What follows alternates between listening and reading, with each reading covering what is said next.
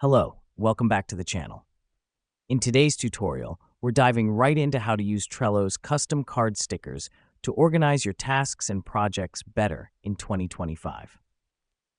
Kickstarting things, you'll want to open up a Trello card, which can be done by simply clicking on one from your board. The reason we do this is because stickers are attached to individual cards to add a visual layer of organization. Once inside the card, look towards the right-hand side menu and you'll find the Stickers option. Clicking on this will open up Trello's sticker library. Here's what's happening behind the scenes.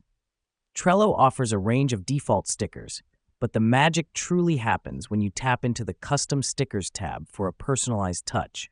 Now that we've done that, it's time to add your own custom stickers. You'll see an Upload button in the Custom Stickers tab. Click on it and select the image file you want to use as a sticker from your device. This helps us because custom stickers can make your Trello board more fun and visually appealing, making it easier for you to identify tasks at a glance. After uploading, adjust the sticker's size and position on your card. You can do this by simply dragging the corners of the image. The reason we do this is to ensure the sticker doesn't overshadow the card's crucial information. Now, click Save. Voila!